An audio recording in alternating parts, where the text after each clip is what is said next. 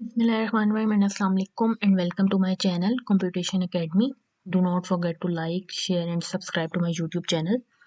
And on this channel you will get all the course of computer science related to 9th, 10th, first year, second year and up to so on. So stay tuned, keep watching and press the bell icon to never miss out any video. So let's get started. आज हम class 9th के chapter number 1 का पहला topic discuss करेंगे, that is problem solving steps. चलें start करते हैं।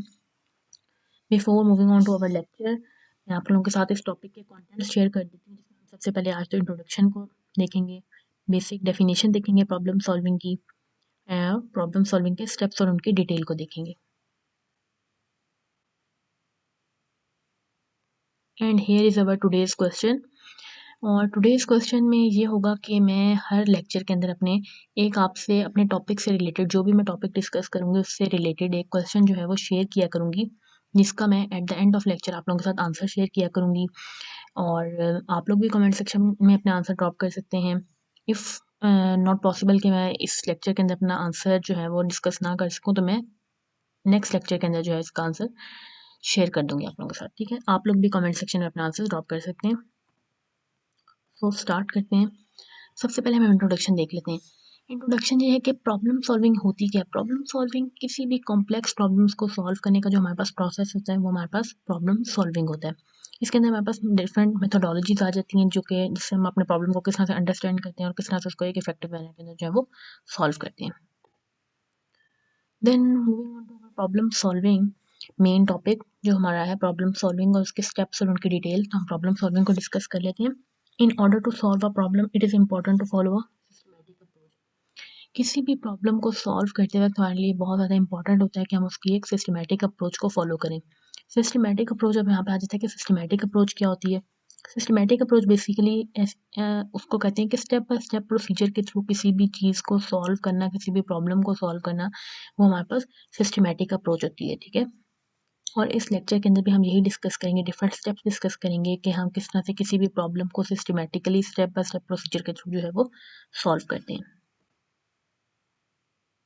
तो प्रॉब्लम सॉल्विंग के स्टेप्स देख लेते हैं हमारे पास जो हैं, और यहाँ पे हम 5 स्टेप्स डिस्कस करेंगे प्रॉब्लम सॉल्विंग के, जिससे हम अपने प्रॉब्लम को इजीली जो है वो सॉल्व करते हैं। तो उसमें सबसे पहले हमारे पास आ जाता है defining a problem, understanding a problem, planning a solution, defining candidate solution and selecting the best solution. तो ये हमारे पास 5 स्टेप्स हैं किसी भी प्रॉब्लम को सॉल्व करने के लिए, और ये मैं अब वन बाय वन आप लोगों के साथ डिस्कस करूँगी डिटेल में। सबसे पहले हमारे पास आया था defining a problem. Defining a problem जो है ये हमारी इनिशियल स्टेज है, या आप कह लें कि हमारा फर्स्ट स्टेप है हमारी प्रॉब्लम सॉल्विंग का। डिफाइनिंग अ प्रॉब्लम में क्या होता है कि सबसे पहले किसी भी प्रॉब्लम को सॉल्व करने से पहले उस प्रॉब्लम को डिफाइन करना जो होता है वो बहुत ज़्यादा ज़रूरी होता है। जब तक आप किसी भी प्रॉब्लम को प्रॉपर्ली डिफाइन नहीं करेंगे, तब तक आप उसके एक्चुअल सॉल्यूशन तक या उसके प्रॉपर सॉल्यूशन तक नहीं जा सकते, ठीक है? अब किसी भी प्रॉब्लम को क्लियरली आइडेंटिफाई करना या किसी भी प्रॉब्लम को वेल डिफाइन करना, वो किस तरह से करेंगे हम। एक वेल डिफाइंड प्रॉब्लम कहते हैं कि वो प्रॉब्लम जो होती है वो वेल डिफाइंड होती है जिसके अंदर किसी भी किस्म के एम्बिग्यूटीज ना हो, उसकी कंडीशंस जो हैं वो क्लियरली स्पेसिफाइड हों, और उसका गोल जो है वो बिल्कुल क्लियर हो, ठीक है? अब कंडीशंस किस तरह से क्लियरली स्पेसिफाइड होंगी। क्लियरली स्पेसिफाइड से मुराद है कि हमें पता होना चाहिए कि हमारी प्रॉब्लम की क्या-क्या रिक्वायरमेंट्स हैं और किन-किन प्रोसेस के थ्रू आप अपनी प्रॉब्लम को सॉल्व करेंगे, ठीक है? तो इस तरह से हमारी जब प्रॉब्लम की कंडीशंस क्लियरली आइडेंटिफाइड होंगी, क्लियरली स्पेसिफाइड होंगी, उसका गोल क्लियर होगा, तो हमारी वो प्रॉब्लम जो होगी वेल डिफाइंड होगी। इस तरह से होता ये है कि it is very easy to understand and solve, और इस तरह से हमारे लिए प्रॉब्लम को सॉल्व करना और उस प्रॉब्लम को अंडरस्टैंड करना बहुत ज़्यादा आसान हो जाता है। इसी तरह हमारे पास आ जाता है कि अगर हमारी प्रॉब्लम वेल डिफाइंड नहीं है, किसी भी प्रॉब्लम आपके पास कोई गिवन प्रॉब्लम स्टेटमेंट है, अगर आपके पास वो प्रॉब्लम जो है वो डिफाइंड नहीं है, प्रॉपर्ली डिफाइंड नहीं है, तो उसके लिए हम क्या करते हैं, हम उसके लिए if the problem is not well defined then we can use one of the following strategies to define the problem. अगर हमारे पास प्रॉब्लम डिफाइंड है तो हम तब तो हम उसको इजीली जो है वो सॉल्व कर लेंगे, अंडरस्टैंड भी कर लेंगे और सॉल्व भी कर लेंगे। लेकिन अगर हमारी प्रॉब्लम जो है वो क्लियरली आइडेंटिफाइड नहीं है, प्रॉपर्ली डिफाइंड नहीं है, तो उसके लिए हम डिफरेंट जो है स्ट्रेटजीज यूज़ करते हैं। तो अब हम वो स्ट्रेटजीज जो है वो देख लेते हैं कि कौन सी वो स्ट्रेटजीज हैं जिसके थ्रू हम अपनी नॉट जो प्रॉपर्ली वेल डिफाइंड प्रॉब्लम नहीं होती उसको किस तरह से सॉल्व करते हैं। तो strategies to define the problem, here are the following strategies to define a problem. यहाँ पे हमारे पास डिफरेंट स्ट्रेटजीज आएंगी जिसके थ्रू हम अपनी properly not well defined problem को सॉल्व करेंगे। तो सबसे पहले हमारे पास आ जाता है gain background knowledge, the second one is use guesses and the third one is draw. Gain background knowledge में क्या होता है कि किसी भी प्रॉब्लम को डिफाइन करने के लिए हम उसका प्रीवियस नॉलेज जो हमारे पास होता है हम उसको इकट्ठा करते हैं, ठीक है, वो हमारे पास गेन बैकग्राउंड नॉलेज में आ जाता है। देन हमारे पास आ जाता है यूज गेसेस।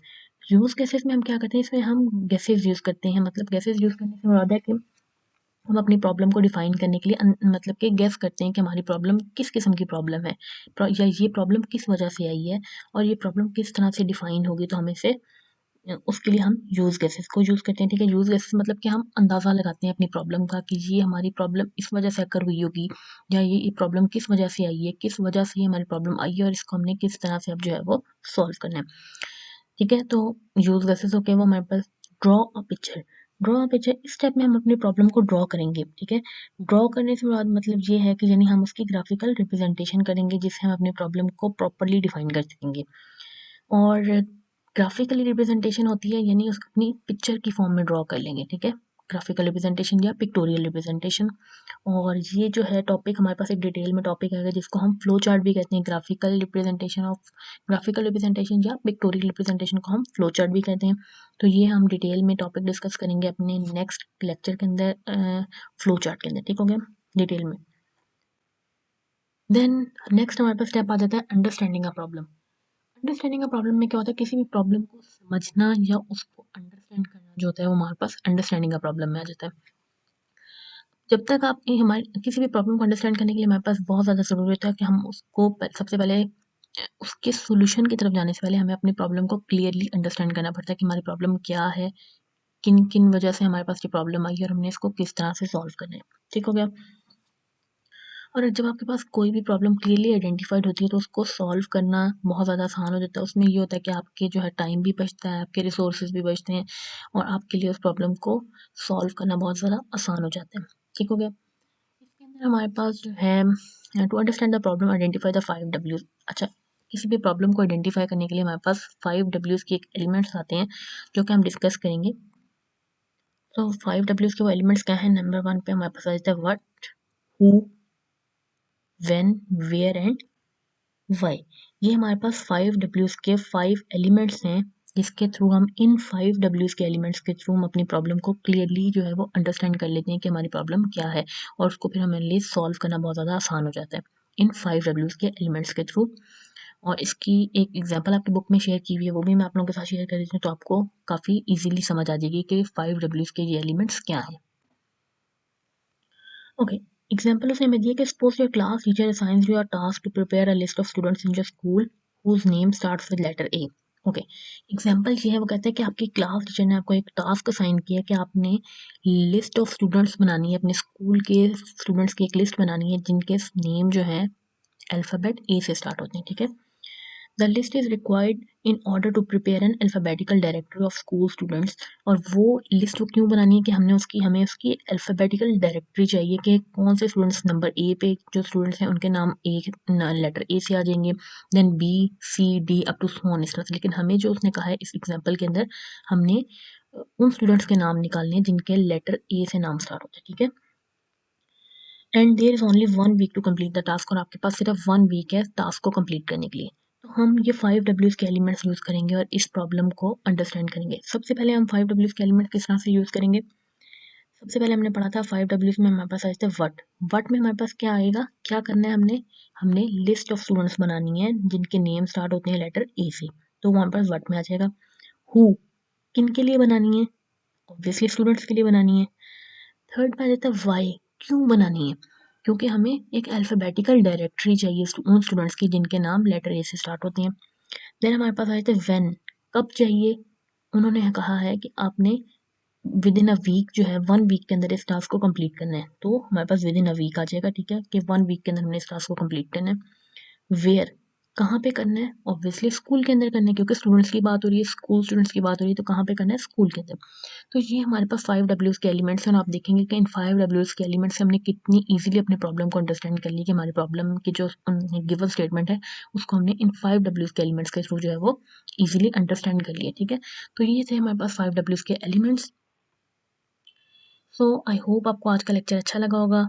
इंशाल्लाह ताला नेक्स्ट लेक्चर के अंदर, लेक्चर नंबर 2 जो हमारा आएगा, उसके अंदर हम अपनी प्रॉब्लम सॉल्विंग के मज़ीद जो हमारे पास स्टेप्स रहते हैं, रिमेनिंग स्टेप्स हैं, उनको डिस्कस करेंगे। So stay tuned and thank you so much for watching this video. And if you have any questions regarding to this lecture video, then you can drop your questions or queries under the comment section. And I will catch you guys in my next video lecture. Till then, Allah Hafiz.